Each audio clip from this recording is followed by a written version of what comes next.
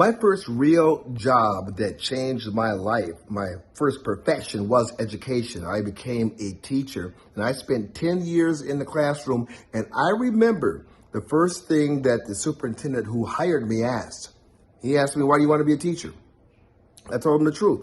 Because teachers get weekends off, they get to all major holidays, they get 2.5 months off in the summer. I love history and I'll get to like the kids. That's why I went into teaching.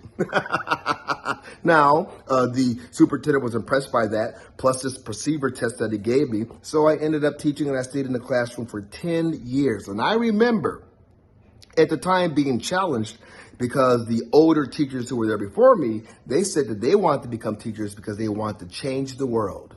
Okay, change the world, want weekends off. Right, they thought I was strange.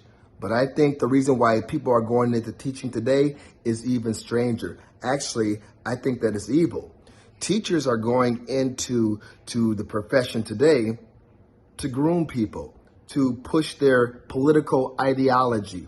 And if you don't believe me, the most shocking headline that I've seen today is that 135 teachers and teachers' aides have been arrested for sexually assaulting children. Who does that?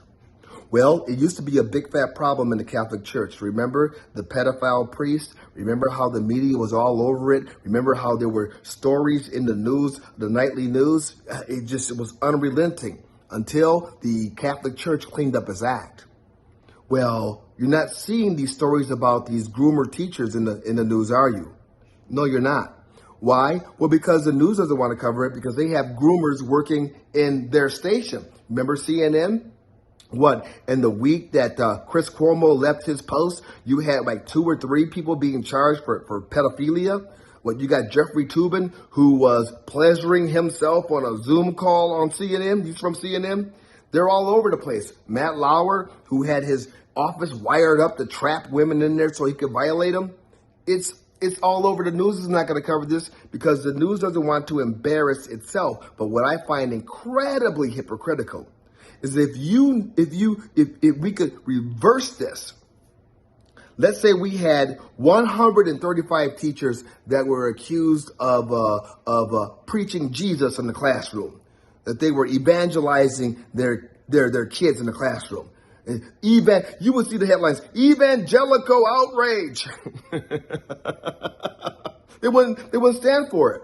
What would happen if 135 kids went missing from President Trump's border situation where he was housing these children? 135 went missing. 135 ended up being sexually assaulted. Do you think the news would ignore that story?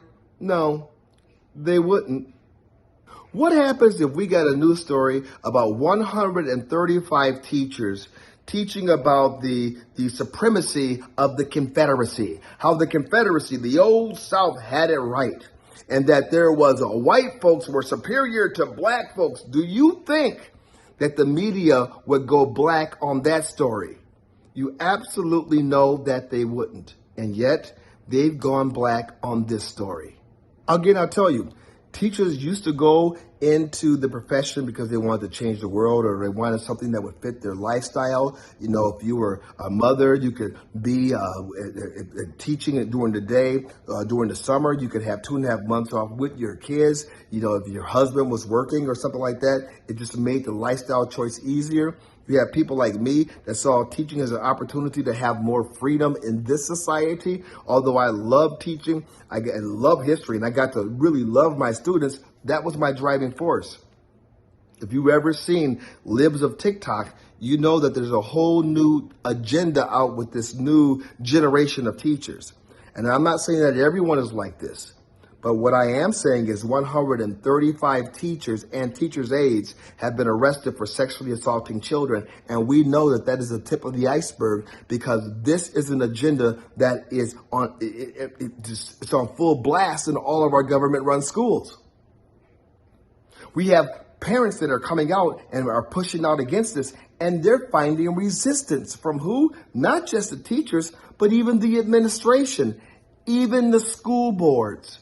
We're finding out that this sexual grooming is a curriculum in schools and teachers are taking full advantage of it. I'm sorry.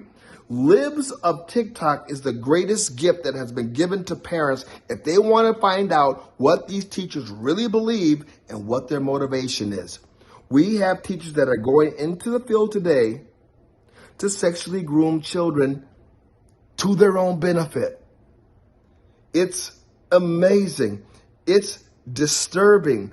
It's demonic. And we see it just overflowing in all aspects, not just in education, not just in high schools and in elementary schools, but also in colleges, in the military, in the media. It's everywhere. The COVID lockdowns and the Zoom classes may be the greatest gift ever given to parents, because now that they see what's been happening in these schools, now that they see that their kids are being used as fodder for adults who are perverse, who are perverted, they're doing something about it.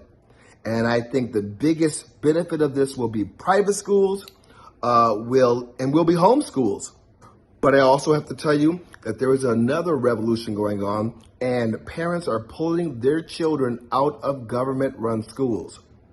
New York, California has lost hundreds of thousands of students. And it's not just because of the government response to COVID, although that was part of it. Forced vaccinations in California, parents are not having it. The real issue is parents are finding out what the curriculum is in these schools. And they're not standing for critical race theory, and they're not standing for the sexual grooming of their children. My name is James C. Harris, and this is my YouTube channel. I want you to do me a favor and go ahead and subscribe to this channel, follow this channel, share this channel with your friends and with your family. We are in a culture war, and I think that we are winning serious battles. My goal is to win the whole war. Let's go.